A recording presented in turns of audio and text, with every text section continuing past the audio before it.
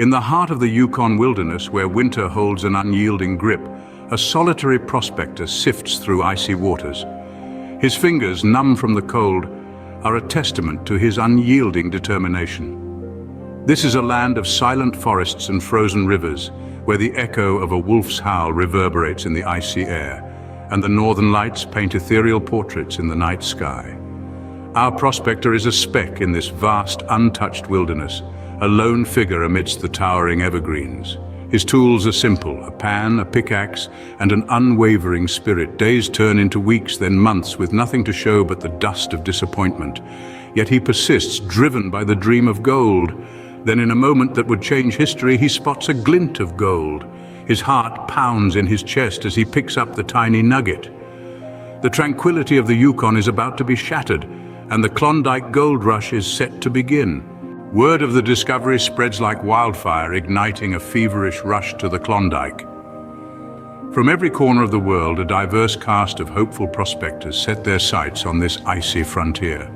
Cowboys, accustomed to the rough and tumble of the open range, rub shoulders with city folk trading in their suits and ties for the rugged attire of a miner. Farmers, ever hopeful for a fruitful harvest, abandon their fields for the promise of gold. Even families, children in tow, join this mad dash to the Klondike, their dreams glistening as brightly as the precious metal they seek. The journey is no easy feat. Some travel by sea, braving treacherous waves and ice-cold winds, while others venture over land, their path marked by the tracks of those who dared to venture before them. Two key routes emerge in this frenzied pilgrimage: the White Pass and the Chilkoot Trail. The White Pass, often referred to as the Dead Horse Trail, is a grueling 40-mile trek through narrow valleys and over steep snow-covered mountains. The Chilkoot Trail, on the other hand, is a 33-mile journey, a veritable stairway to heaven, or in this case to potential riches. These routes are not for the faint-hearted. They demand sheer determination, unwavering persistence, and a dash of foolhardy courage. Each step is a gamble, a roll of the dice in this high-stakes game of chance and endurance. Yet despite the daunting journey, the prospectors press on. Each day brings new faces to the Klondike, each person a unique story in this grand narrative of ambition and adventure. They come bearing dreams of prosperity, their hopes as varied as their backgrounds. Some seek a quick fortune, while others yearn for a fresh start. All drawn by the irresistible lure of gold, they would face a journey more daunting than they could ever imagine. Their stories, interwoven with the threads of hope, determination, and the pursuit of wealth, form the rich tapestry that is the Klondike Gold Rush. Life in the Klondike was a far cry from the hopeful dreams of those who had made the arduous journey. The first taste of the Klondike for most was a rather bitter one. Imagine trading the comfort of your city dwelling or the familiarity of your farm for a cramped tent in the middle of a frozen wilderness. This was the reality for many of the hopeful prospectors. The winters were brutal, the cold piercing through multiple layers of clothing, biting into the skin and freezing the bones. Food and supplies were scarce. The fortunate ones had brought enough to last them through the winter, but many were not so lucky.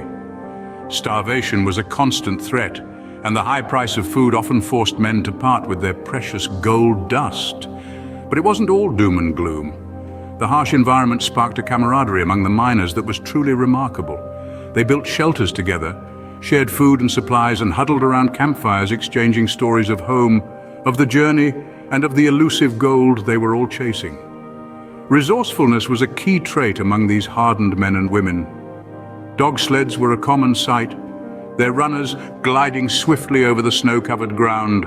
Riverboats were crafted to navigate the icy waters, and gold pans, those iconic symbols of the gold rush, were in every prospector's toolkit. Bartering became a way of life. A loaf of bread could fetch a handful of gold dust. A warm coat could be traded for a sturdy pickaxe. Every item had its value, and every prospector became a shrewd negotiator. Yet, despite the harsh conditions, there was a certain charm to life in the Klondike. A sense of adventure and possibility hung in the air, each new day bringing the potential for a life-changing discovery. In this harsh environment, survival depended not on gold, but on grit, determination, and the kindness of strangers. The Klondike was a test of endurance. a crucible that forged bonds of friendship among strangers and brought out the best and worst in men. But for those who survived, the memories of the Klondike would forever be etched in gold. For the lucky few, the Klondike yielded its golden treasures. For most, the reality was a cruel disappointment. Imagine the heart-stopping thrill of discovery, the glimmer of a golden nugget in the murky water of your pan, the weight of it in your hand, the promise of a better life just within your grasp. The excitement is palpable, the joy uncontainable. Now imagine the face of a prospector, days turning into weeks, weeks into months, with nothing to show but a handful of dust. The glint of gold so tantalizingly close, yet always out of reach. The dream of wealth, once as bright as the northern sun, fading with each empty pan. The Klondike was not a land of equal opportunity.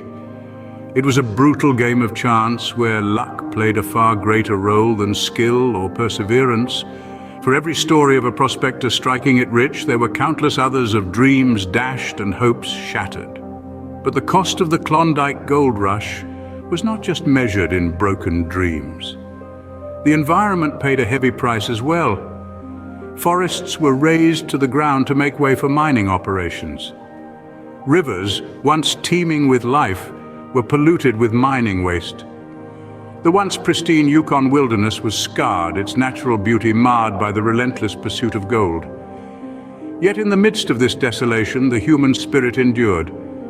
Miners weathered the harsh conditions, the back-breaking labor, and the constant disappointment, with a resilience that was nothing short of remarkable. They built communities, formed bonds, and created a culture that was uniquely their own. The Klondike was not just a place of gold and greed, it was also a place of grit and determination, of dreams and disillusionment. It was a place that tested the mettle of those who dared to venture into its icy depths, revealing their true character in the face of adversity. The Klondike was a land of dreams and disillusionment, of fleeting wealth and lasting impact. As quickly as it began, the gold rush faded. The prospectors left, their dreams of wealth either realized or shattered.